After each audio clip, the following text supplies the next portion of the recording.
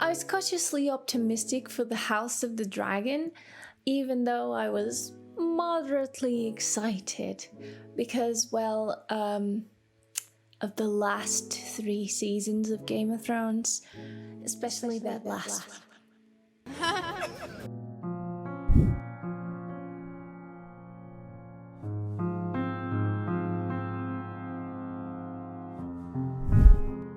The Heirs of the Dragon introduces the show with a short prologue, which depicts Harrenhal more accurately than Game of Thrones was able to achieve. Even King's Landing, the Dragon Pit, and the Red Keep were depicted more accurately, showing how enormous these locations really are.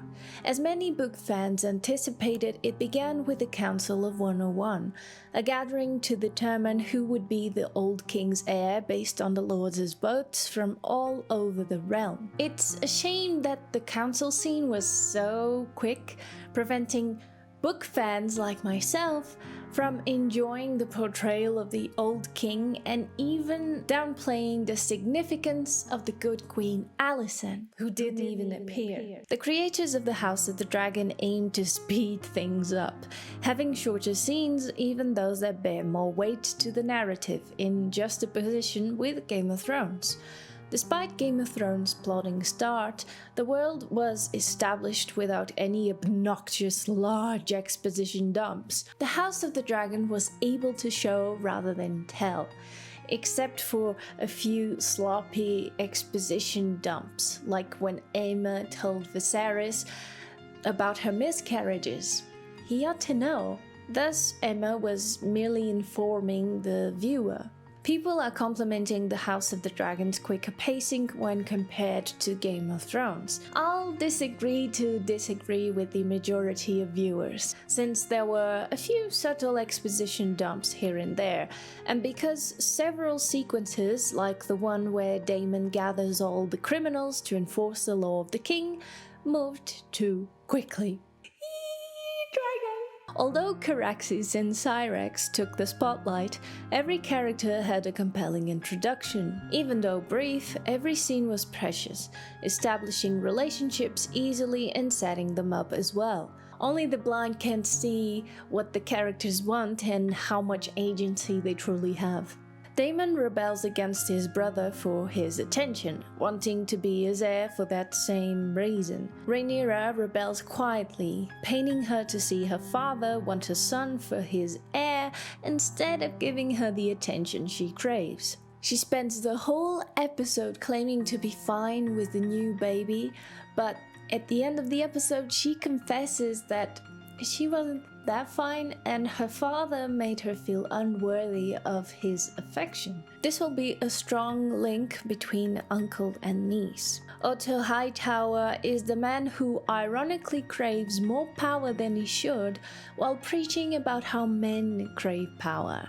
As an obedient daughter, Alicent is but a puppet in the hands of her father. The intentions of the main characters were evident from the start, setting up the rivalry between blacks and greens even when the war hasn't begun. This episode's primary goal was to establish the issue of succession, including the reasons why Rhaenyra might be or shouldn't be challenged. In Westeros' patriarchal society, men have always been favored above women. Since Rhaenys was the granddaughter of King Jaehaerys, through his firstborn son, Prince Aemon, she was the first woman to have a claim to the throne. Jaehaerys called the lords of Westeros to choose his heir, which was the most peaceful solution he could think of. The Old King's idea appeared reasonable at the time, except that in the future it is used against any female heirs. Because the word of the king is law, Viserys named Rhaenyra the Princess of Dragonstone. When new laws are enacted today, the oldest legislation about the subject is annulled, and only the most recent is adopted going forward. That's one of the few things I remember from my one semester in law degree. The King's Council immediately opposes having a woman in charge of the realm, placing Daemon above her, and even considering Laenor Velaryon. Viserys refuses to be forced to choose between his brother and his daughter, No matter what the king says, the lords are used to keeping women away from positions of authority and using their wombs to create more male heirs and reap the benefits of their families' names. After all, marriages were transactions in the Middle Ages. Rhaenyra wasn't the first woman to battle with this issue, but she'll be the first to fight for her right to sit the Iron Throne. The best scene that encompasses what the House of the Dragon will be about is the intercuts between the tournament for a male unborn heir and the painful labor Aemma endured that eventually led to her death. It signified the sacrifices women will have to make in the Dance of Dragons, either in the battlefield or at their bedchamber. Rhaenyra's arc, and no doubt Alicent's, will be about what entails to be a woman in a man's world. The writers made a wise choice in making Rhaenyra's journey about something other than being queen, using this to link their show to Game of Thrones.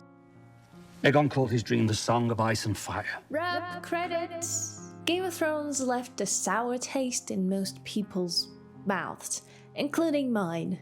It wasn't a bittersweet ending, it just was a badly written, rushed ending. And that's all I'm gonna say because I can't think critically about it without my head exploding of anger. That to say, to this day, we don't even know who the prince that was promised is. Is it Dany or Jon? Is it even either one or both? Game of Thrones never gave us a straight answer as I see it, despite them mirroring Azor Ahai thrusting a sword into Nissa Nissa with that scene between Dany and Jon.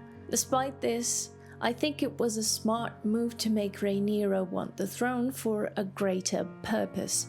This connection to Game of Thrones felt superficial, but the fault being on how Game of Thrones ending disappointingly bad. But at the same time, the creators of the House of the Dragon did honor the way Martin uses prophecies. They don't know what the threat to the world of men truly is, and neither do they know when will it strike. What ties all of Martin's prophecies in this world is that they're long foretold before they happen, usually in riddles that seem obvious once they're fulfilled. It's also satisfying to explore the dragon dreams, which is what the Targaryens' prophecies are called. As far as we know, first King Daenys, who dreamt of the doom of Valyria, Daeron dreamt of the return of the dragons after they were extinct, and of the death of Prince Baelor. Master Aemon and Daenerys are the only Targaryens who have these dreams in A Song of Ice and Fire. As Brynden Rivers said to Duncan and Aegon, there have always been Targaryens who dream of things to come, since long before the conquest. This is also a good basis for Rhaenyra to fight for her rightful place on the Iron Throne. It's not just an ambition, it's a legacy that every Targaryen king had to uphold to save the world of men. It's a curse every king has had to bear beyond ruling Westeros. Despite its fast pace, subtle exposition dumps, and awkward connection to Game of Thrones, House of the Dragon is a strong contender to be better or at the same level of Game of Thrones, at least the early seasons. And there are dragons! I'm won over. I hope you enjoyed, and I'll see you next time. Bye.